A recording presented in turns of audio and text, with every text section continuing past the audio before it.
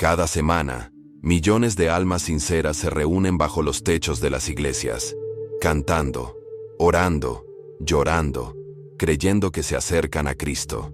Pero ¿qué pasa si muchas de estas iglesias, a pesar del nombre en sus paredes y los versículos en sus pantallas, están guiando a la gente no hacia la salvación, sino alejándola de ella?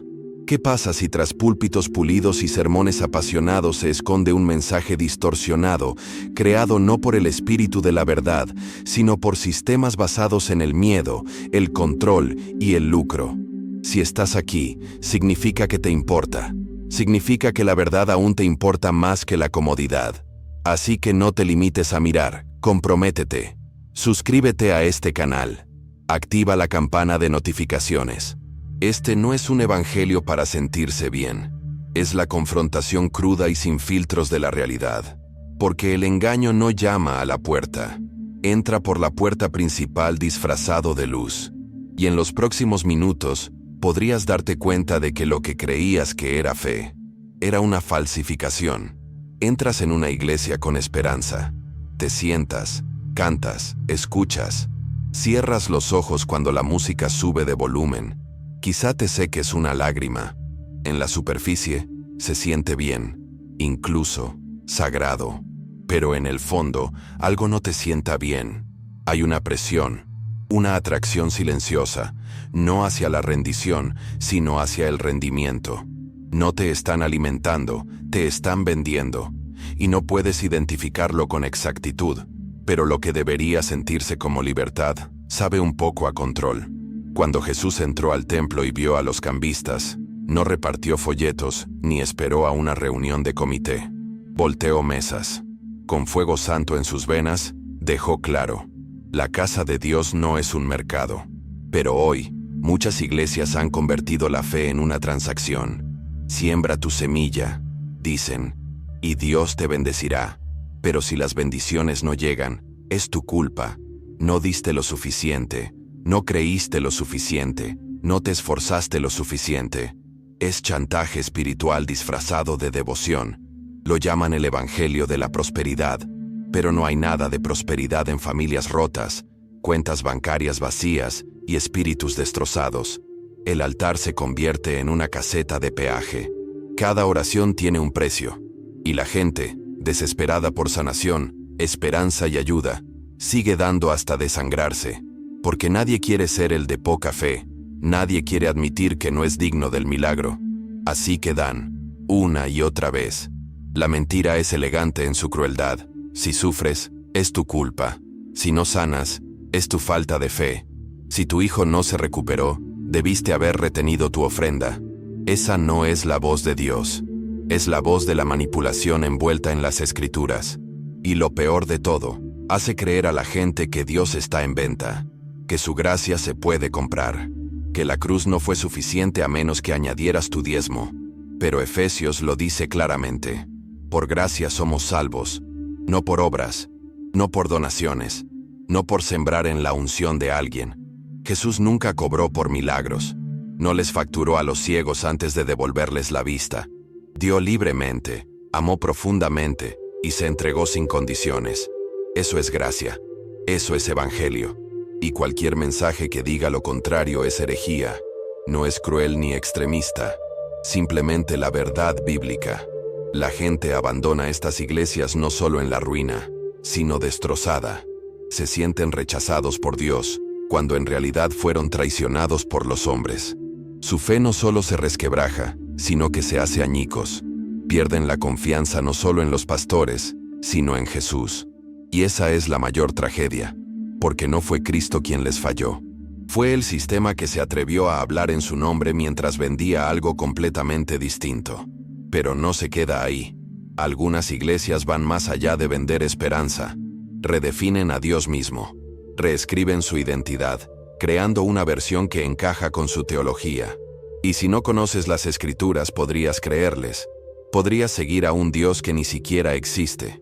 Imagina que te dijeran que el Dios eterno, el Alfa y la Omega, fue una vez hombre, que vivió en otro planeta, que se ganó su divinidad como si fuera un ascenso. Suena a ciencia ficción, ¿verdad? Pero para millones, esto es doctrina. Esta es la esencia de la teología mormona, que Dios Padre fue una vez mortal, y que tú también puedes convertirte en Dios, no metafóricamente, sino literalmente. Y si eso no te hace reflexionar, vuelve a leer Isaías 43:10. Antes de mí, no fue formado ningún Dios, ni lo será después de mí. Eso no es poético, es claridad divina. Dios es santo, no ha sido mejorado. Es eterno, no ha ascendido. Cuando una iglesia enseña que Dios fue hombre, y que el hombre puede ser Dios, no eleva a la humanidad, profana el trono, no inspira fe, fomenta la idolatría con una máscara religiosa. El peligro no es solo teológico, sino espiritual, porque una vez que se reemplaza al Dios de la Biblia por un hombre mejorado, ya no se necesita gracia, se necesita esfuerzo, se necesitan rituales, se necesitan genealogías, apretones de manos secretos y la obra del templo. El Evangelio se convierte en una lista de verificación, no en un rescate, y Cristo queda reducido a un peldaño en el camino hacia la divinidad personal. Pero la cruz no comparte la gloria. Jesús no murió para que nos convirtiéramos en dioses. Murió porque no lo somos, porque estamos perdidos, porque necesitábamos redención, no elevación. Romanos dice que la salvación viene por confesar con la boca y creer con el corazón, no por bautizar a los muertos ni ascender espiritualmente. El Evangelio no es una escalera, es una cruz.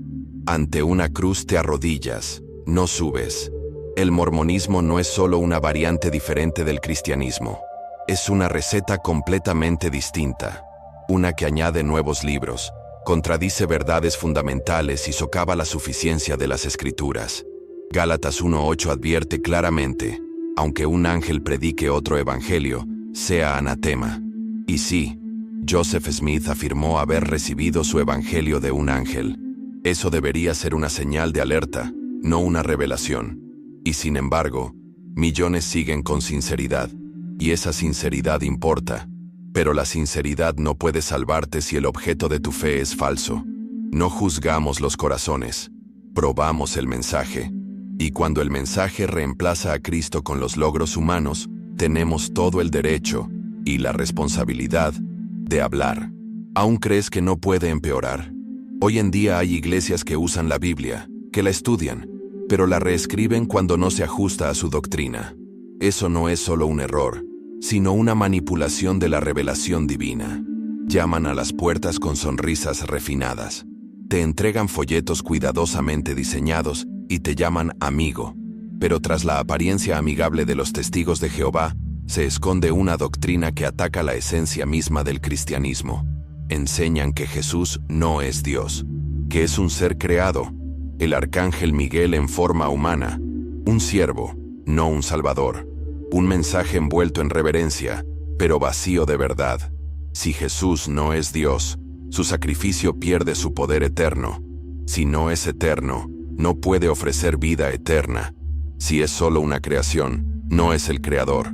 Y si no es divino, seguimos ahogándonos en el pecado sin un Salvador, lo suficientemente poderoso como para rescatarnos.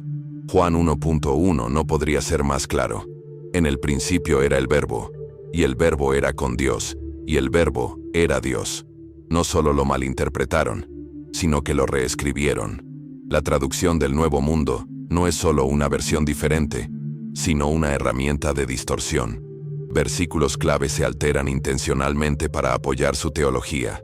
Esto no es interpretación, sino manipulación. Es moldear las Escrituras para que encajen en un molde.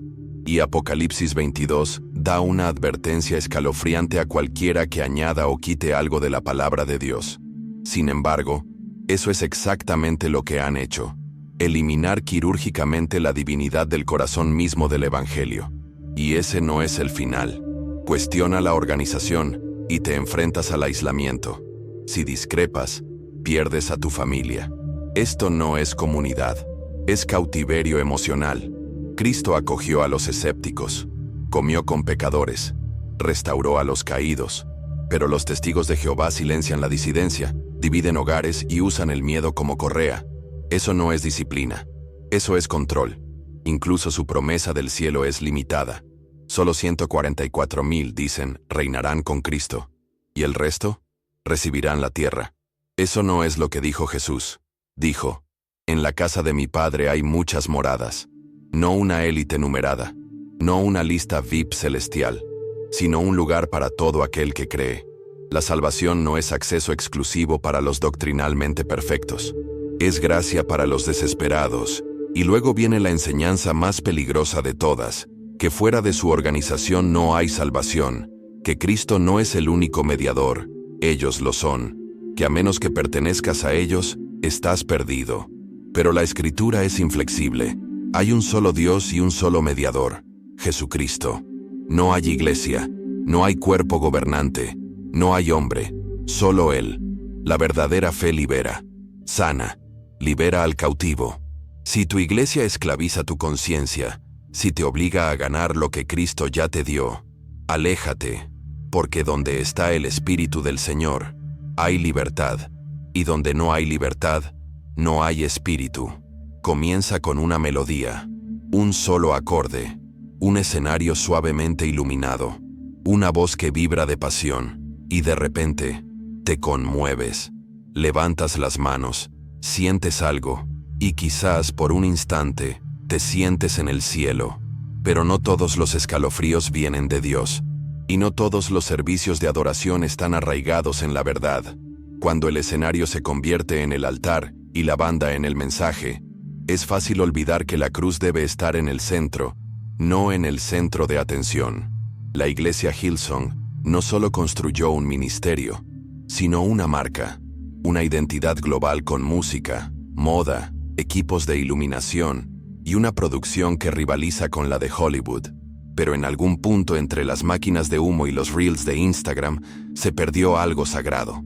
La alabanza dejó de ser adoración y se convirtió en entretenimiento. El público aplaude, el ritmo se calma y la verdad se edita para que el ambiente sea más agradable. Jesús nunca prometió consuelo, prometió una cruz. El evangelio no es comercial, es ofensivo.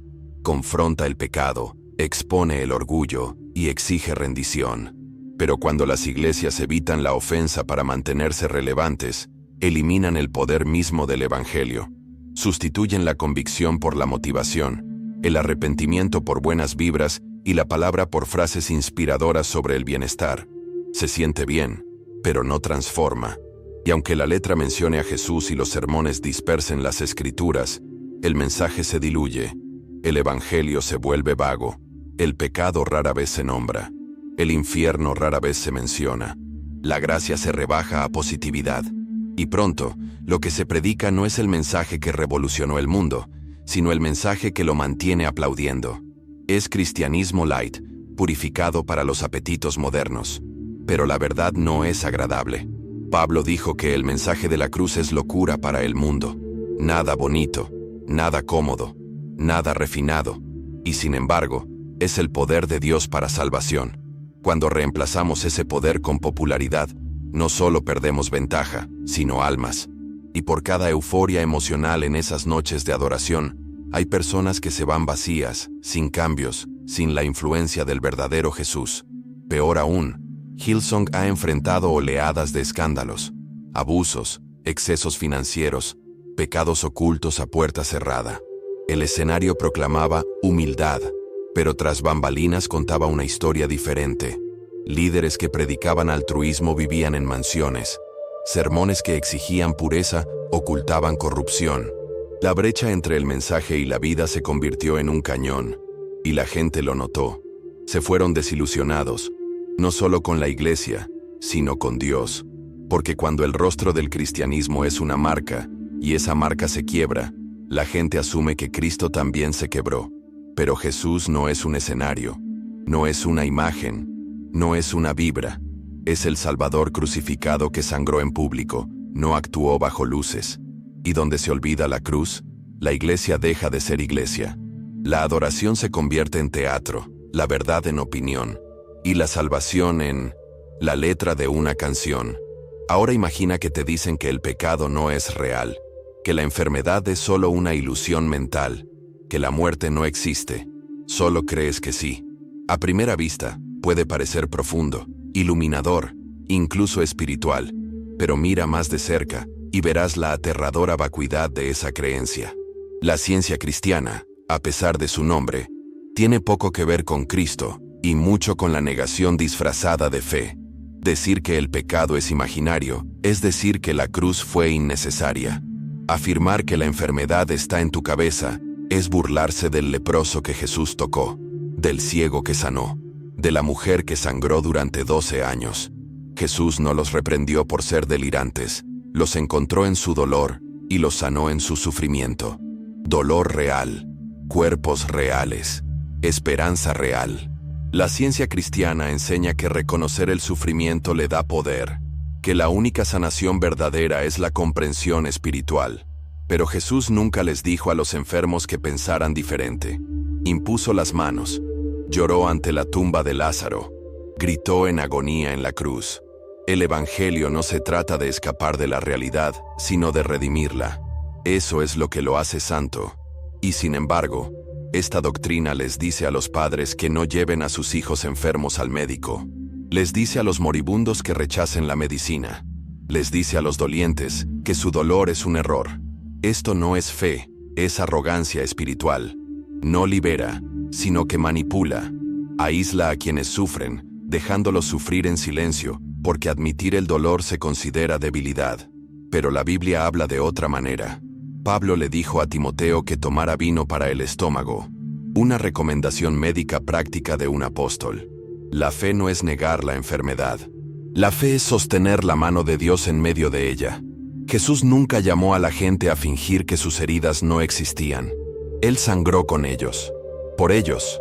Eso no es ilusión. Eso es encarnación. Y cuando a las personas se les dice que su sufrimiento es una mentira, no solo dudan del dolor, sino que empiezan a dudar de sí mismas. La depresión se convierte en pecado, el duelo en fracaso, el cáncer en incomprensión. Es cruel, es destructivo, y no refleja el corazón de Dios. La cruz no borra el dolor, lo vence, y lo hace porque el dolor es real. El milagro no es fingir que todo está bien. El milagro es encontrar paz en medio de la tormenta, gozo en medio del dolor, sanación en medio del caos. Ese es el Jesús de la Biblia, no una idea, no una filosofía. Una persona que llegó a nuestro mundo, caminó sobre nuestro polvo y lo superó todo, no por pensar diferente, sino por amar con sacrificio. Y luego están las iglesias que no niegan completamente a Jesús, pero redefinen el Evangelio mismo. Añaden notas al pie, condiciones, letra pequeña. Predican la gracia con un asterisco. Y de repente, la salvación ya no es un regalo, sino una meta. Ganada, medida, observada desde arriba. Bienvenidos al mundo del adventismo del séptimo día. El sábado es hermoso. El descanso es sagrado. Dios lo creó. Jesús lo respetó. Pero cuando te dicen que tu eternidad depende de guardarlo, algo sagrado se convierte en algo esclavizante. El mensaje adventista no se limita a honrar el sábado. Va más allá. Enseña que guardarlo es el sello de Dios, y que no hacerlo podría significar la perdición. Eso no es precaución bíblica. Es extorsión espiritual. No termina ahí. El adventismo promueve una doctrina llamada el juicio investigador. La creencia de que, desde 1844, Jesús ha estado revisando los registros celestiales para determinar quién es verdaderamente salvo. Esto crea una atmósfera de temor constante, de no estar a la altura. Cada desliz, cada mandamiento que se omite, se convierte en evidencia en tu contra en un juicio cósmico. Pero Romanos 8:1 dice que no hay condenación para los que están en Cristo. No dice que hay menor condenación. Ninguna. Cuando la gracia se vuelve condicional, deja de ser gracia. Cuando la salvación se pospone hasta el día del juicio, deja de ser salvación. Es una sentencia suspendida. Y, sin embargo, esta teología se envuelve en la Escritura, en la tradición y en la sinceridad. Pero Pablo nos advirtió en Gálatas: si comienzas con el Espíritu, no intentes terminar con la carne. El adventismo comienza con el Evangelio, pero lo sobrecarga con leyes que Jesús ya cumplió. Suena sagrado. se siente devoto, pero lo que genera es legalismo, reglas sobre la comida, reglas sobre la vestimenta, reglas sobre el comportamiento, y poco a poco, el amor se convierte en presión, la alegría en ansiedad, y Jesús se vuelve menos un salvador y más un supervisor. Eso no es el Evangelio, eso es religión, y la religión mata donde el Espíritu daría vida. Cristo cumplió la ley, completó la obra. En la cruz, no dijo, continuará, dijo, consumado es. Toda doctrina que añade a ese momento disminuye su poder. Toda regla que amenaza la gracia con retirarla, desmerece la sangre derramada. Y toda iglesia que enseña que la salvación debe ganarse le roba a la cruz su victoria. La libertad no es desobediencia, es el fruto de la verdadera salvación. Pablo suplicó, manténganse firmes en la libertad que Cristo les dio. No vuelvan a ser esclavos. No cambien la gracia por reglas. No permitan que nadie les ponga cadenas a lo que Jesús ya ha desbloqueado. La obediencia es el fruto, no el precio, de la redención. Y en el momento en que olvidamos eso, perdemos la esencia misma del cristianismo. Algunas iglesias no distorsionan el Evangelio con reglas, redefinen la naturaleza misma de Dios, pronuncian el nombre de Jesús, predican la Biblia, cantan, gritan, oran, pero bajo el fuego y el volumen se esconde una doctrina que silenciosamente borra la Trinidad, y cuando la Trinidad desaparece, también desaparece todo lo demás. Porque si malinterpretas a Dios, malinterpretas todo. La Iglesia Pentecostal Unida es apasionada, audaz y devota, pero su creencia central se llama teología de la unicidad. La idea de que Dios no es tres personas, sino una sola persona que se manifiesta en diferentes modos. A veces es el Padre, a veces es el Hijo, a veces es el Espíritu, pero nunca todo a la vez.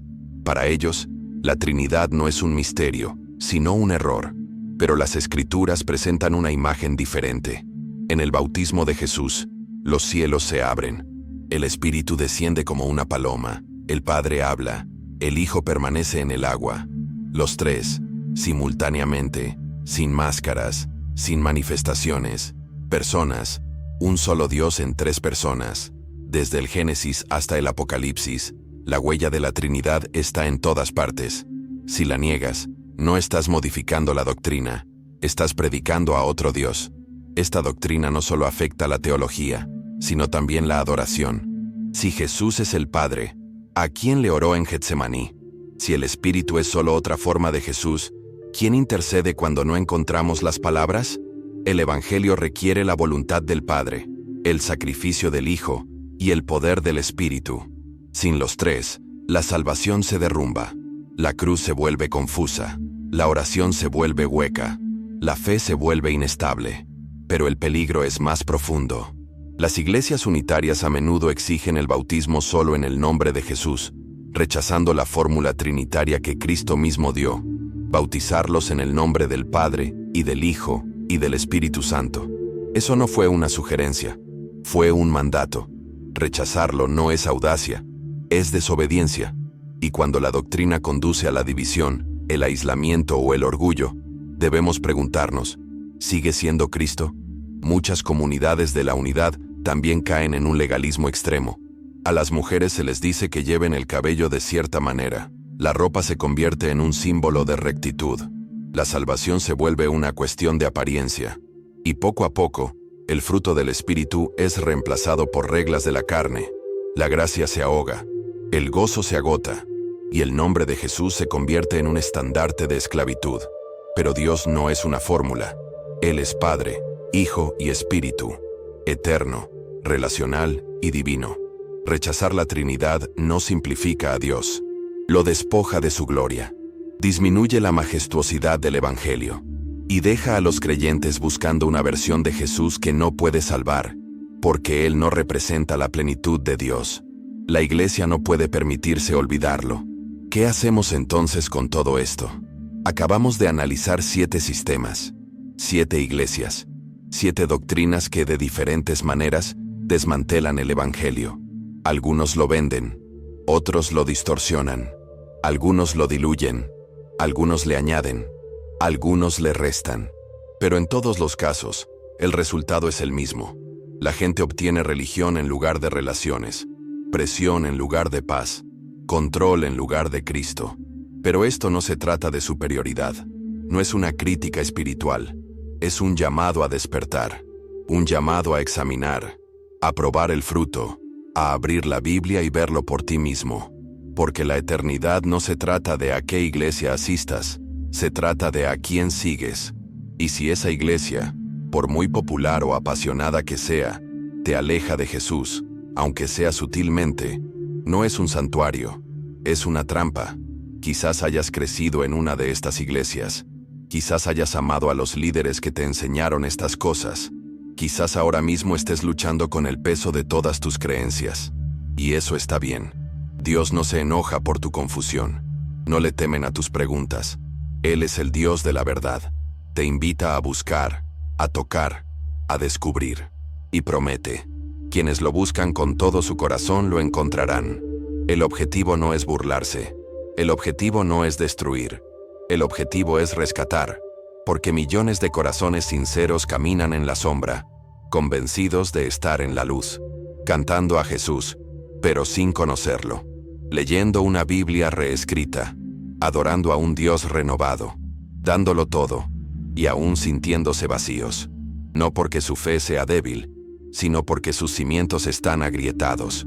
Jesús nos advirtió: muchos me dirán en aquel día: Señor, Señor, y yo les diré: jamás los conocí. Eso debería conmovernos, porque la sinceridad no es salvación. Ser espiritual no basta. Ir a la iglesia no basta. Es la verdad la que te libera, no la tradición, no la emoción, no la lealtad, la verdad. Y esa verdad no se encuentra en los sistemas, sino en la persona de Cristo. Así que abre tu Biblia. Haz las preguntas difíciles. Cuestiona toda enseñanza que contradiga el Evangelio de la gracia. No sigas el carisma. Sigue a Cristo. No te dejes impresionar por el poder. Aférrate a las Escrituras, porque se acerca el tiempo, y ya está aquí, en que solo quienes cimientan su fe sobre roca sólida resistirán la tormenta. Y si has llegado hasta aquí, significa que algo en tu interior se está agitando. No estás aquí por casualidad. Estás siendo llamado a algo más profundo. Así que no te detengas, no te conformes. Persevera. Ponlo todo a prueba. Aférrate a la verdad. Y sobre todo, sigue al verdadero Jesús, cueste lo que cueste. Porque en Él no encuentras una religión, encuentras la vida. Si has seguido conmigo hasta ahora, es porque la verdad te importa. Hemos desenmascarado el engaño, desafiado las mentiras cómodas y recordado que la verdadera fe no se trata de rendimiento, sino de entrega. No dejes que nadie te venda lo que Jesús ya te dio gratis. Suscríbete al canal y, lo más importante, sigue a Jesús con todo tu ser. Soy Oliver y camino contigo por el mismo camino, buscando, refinando y aferrándome a lo que es real. Mantente cerca, mantente valiente, y hasta la próxima, que su verdad te siga liberando.